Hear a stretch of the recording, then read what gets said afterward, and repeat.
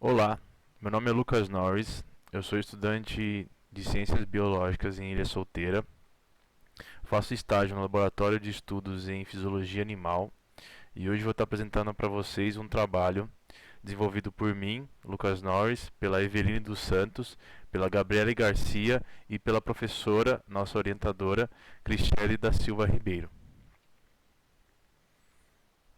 Bom, o título da pesquisa é sobre análise dos índices hepatossomático e gonadossomático de Potamotrigon amande em área de ocorrência não natural, no Alto Rio do Paraná, aqui em Ilha Solteira, estado de São Paulo.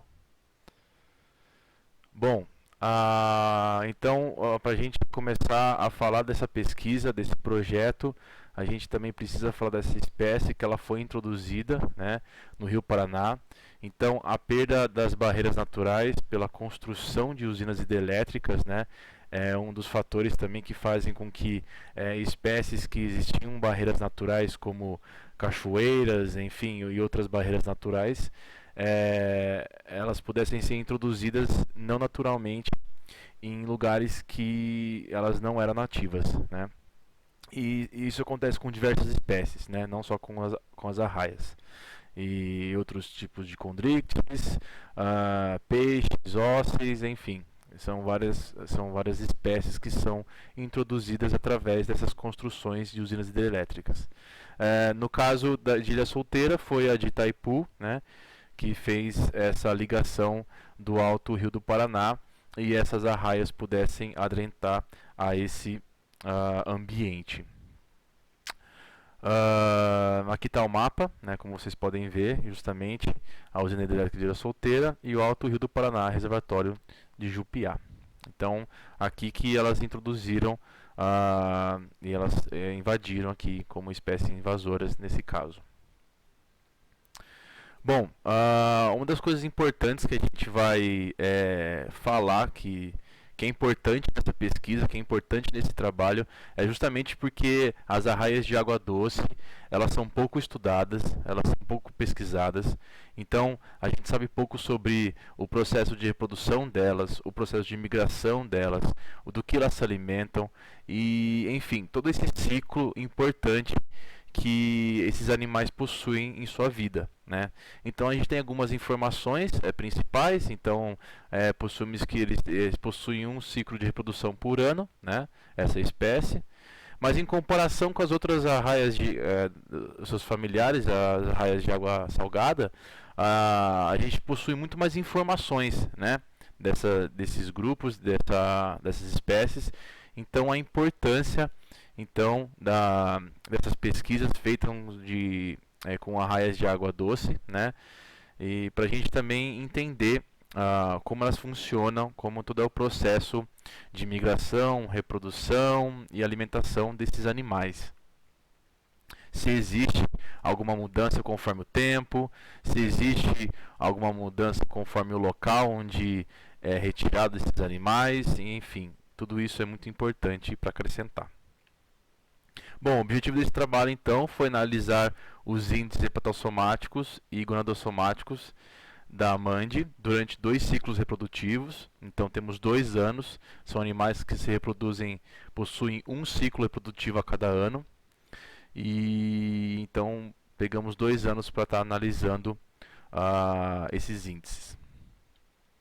Bom, materiais e métodos foi bem padrão, né? Então a gente, para analisar os índices hepatossomáticos e gonadossomáticos, a gente coletou fêmeas adultas, né? Então, no primeiro ano tivemos, em 2018, 66 indivíduos em um período de 10 meses, né? E em 2019 tivemos 33 indivíduos em um período de 4 meses. Esses animais foram coletados por tarrafa, né?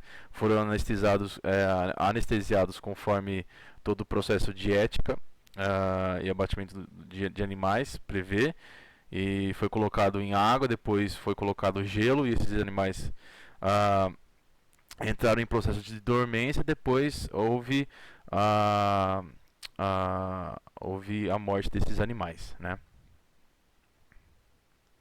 Bom, Depois da morte desses animais, né, a gente realizou a pesagem e a medição dos órgãos, né?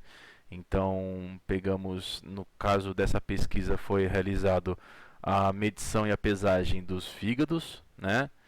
E das dos ovários e dos úteros, né? Para você conseguir analisar, fazer o cálculo de índice hepatossomático, que é o IHS. Então a gente fez o peso do fígado, né, dividido pelo peso total do animal, vezes 100. Então aí você tem esse índice. Em relação ao índice gonadossomático, a gente tem o peso do ovário, né, do ovário do animal, e peso total do animal vezes 100. Aí você consegue ter o índice gonadossomático, que é o IGS. Aqui é um exemplo também de todo o processo dos ovários e do útero, né? Que a gente foi também, são imagens do nosso laboratório. Então temos útero e ovários em repouso, ovários em vitalogênese e úteros e ovários de fêmeas grávidas, né? Bom, o resultado e discussões, a gente então em 2018 a gente pode ver aqui no gráfico de IGS que na estação chuvosa foi observado um investimento metabólico reprodutivo maior comparado aos outros meses, né? E em IHS, né, a estação de seca foi relatado um investimento metabólico maior em energia. Em 2019, os resultados foi observado então um aumento nos valores de IGS no mês de janeiro. Então você pode ver aqui um aumento significativo aqui em mês de janeiro de IGS. E isso está relacionado com a maior pluviosidade, né, nesse tempo.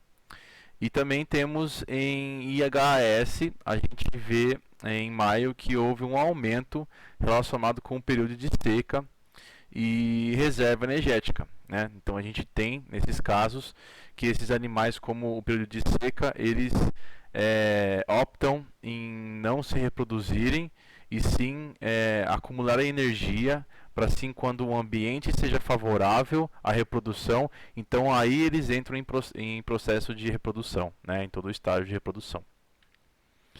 Bom, a conclusão então é o padrão de aumento de IGS no período chuvoso se relaciona a um investimento metabólico reprodutivo maior comparado aos outros meses.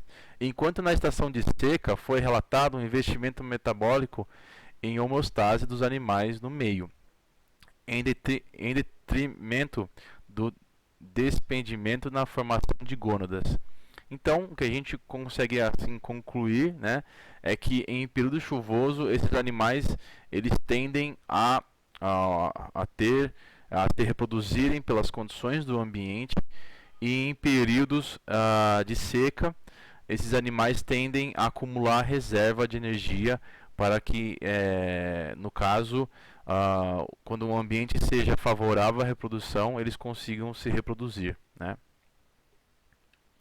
Bom, aqui estão as referências, pessoal. Espero que vocês tenham gostado. Agradeço mais uma vez pela oportunidade de poder participar desse congresso. Também agradeço ao meu laboratório, o Lefisa, por também estar sempre auxiliando e todos os colaboradores que me ajudaram a estar fazendo esse projeto. Muito obrigado, pessoal.